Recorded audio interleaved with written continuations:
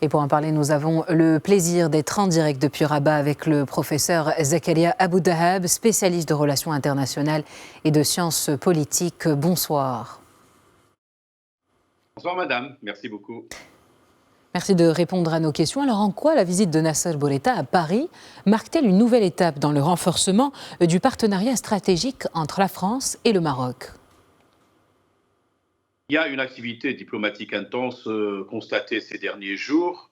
D'ailleurs, je rappelle que par exemple le ministre de l'Intérieur, Otello, avait également rencontré son homologue marocain autour de questions, entre autres migratoires. Cela veut dire qu'il y a une feuille de route qui est déclinée, que les deux parties sont engagées à appliquer les points qui ont été contenus dans la déclaration qui a été actée par les deux parties, et vous l'avez dit d'emblée, à partir d'octobre 2024, et puis ce tournant majeur accélérateur dans les relations des deux parties. Je rappelle aussi qu'à l'époque, M. Macron a été accompagné d'une quarantaine des meilleures entreprises françaises et que donc plus de 20 accords, instruments juridiques, MOU ont été conclus.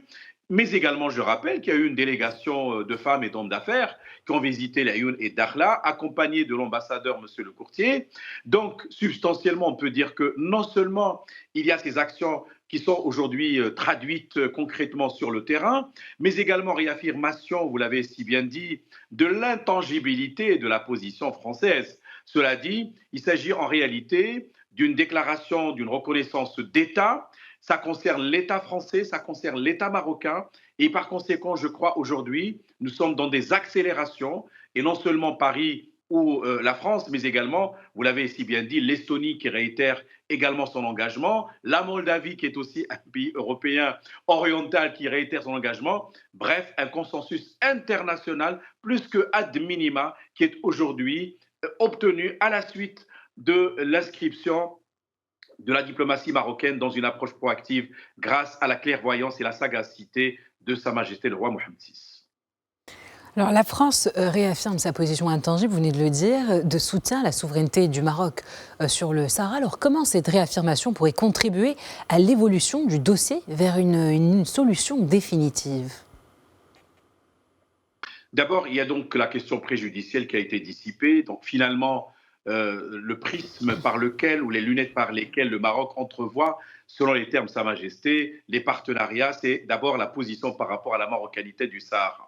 Deuxième point fondamental, il y a, si vous voulez, le soutien politique, diplomatique affirmé, réitéré, mais il y a également les engagements in concreto. Alors cela se fait d'abord, évidemment, au niveau français lui-même, parce qu'il y a des soutiens. Regardez, le président du Sénat français avait visité aussi le Maroc et réitéré le soutien apporté à la marocanité du Sahara. Et je pense même le président de l'association d'amitié entre la France et le Maroc, qui était aussi au Maroc, soutenant cette position, voire même énormément de députés français. Donc, il situe. Au niveau de l'Union européenne, c'est important de le souligner, parce qu'il y a des instances européennes qui soutiennent la démarche marocaine, et d'ailleurs soutiennent même le développement inclusif au sein des provinces du Sud marocaines. Je cite le Conseil de l'Union européenne, je cite également la délégation, enfin la Commission européenne, et donc la France, au sein de ces instances, ainsi que d'autres, pourrait également apporter son soutien à cette démarche, et non seulement l'Union européenne, mais également le Conseil de l'Europe,